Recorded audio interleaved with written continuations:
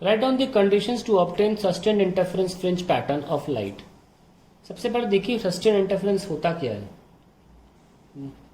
Sustained interference is one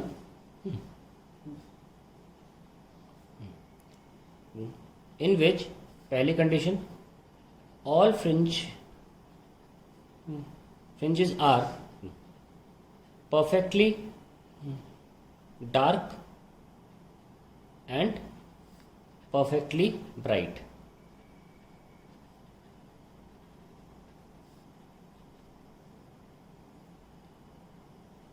all fringes are of same thickness and have a very good contrast। ठीक है, जैसे कि आप जानते हैं कि इंटेंसिटी का फॉर्मूला होता था A1 square A2 square plus 2A1 A2 cos phi, जिसमें अगर हम इंटरफेरेंस का सेटअप बनाए तो ये दो स्लिट्स थी S1 S2, इन पर जो लाइट गिर रही थी ना S1 S2 पे S से, उस लाइट के हम एम्पलीट्यूड की बात कर रहे हैं। यहाँ A1 A2 एम्पलीट्यूड्स हैं। सस्टेन इंटरफेरेंस, ये लाइट यहाँ गई है, यहाँ से थोड़ी बहुत ज़्यादा चल के ये ज़्यादा चली है ना light, S2P has travelled more than S1P, तो कुछ पाथ डिफरेंस हो गया, इसका पाथ ज़्यादा है, पाथ छोटा है, पाथ डिफरेंस की वजह से डार्क या ब्राइट मिल सकता है। बात यह है कि जो लाइट जा रही है ना, ये लाइट जो जा रही है इसका एम्पलीट्यूड A1 है, मान लीजिए लाइट जा रही है इसका एम्पलीट्यूड A2 है। जब A1 A2 बराबर होंगे तब मिलेगा सस्टेन इंटरफेरेंस। सस्टेन इंटरफेरेंस की बहुत कंडीशंस हैं। ठीक है, तो पहली कंडीशन तो यही है, एम्पलीट्यूड शुड बी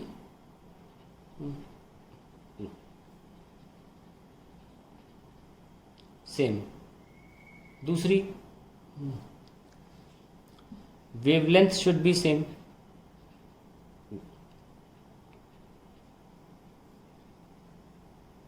तीसरी, coherent sources must be taken.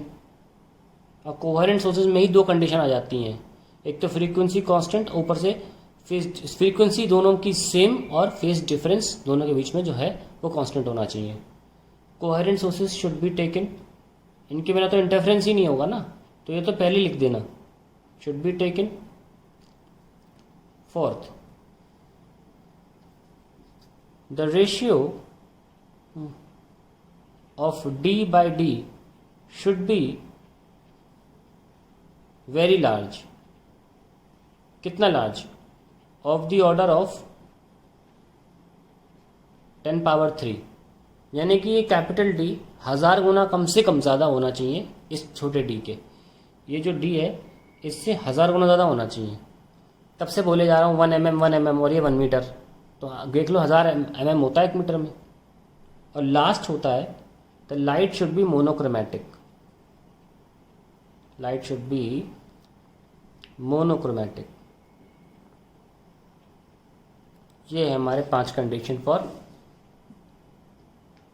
Sustain interference. केवल 2 बोली थी, मैंने 5 लिख दी। Let's go on to the second part. What is the effect on the interference fringes in Young's double slit experiment when monochromatic source is replaced by source of white light.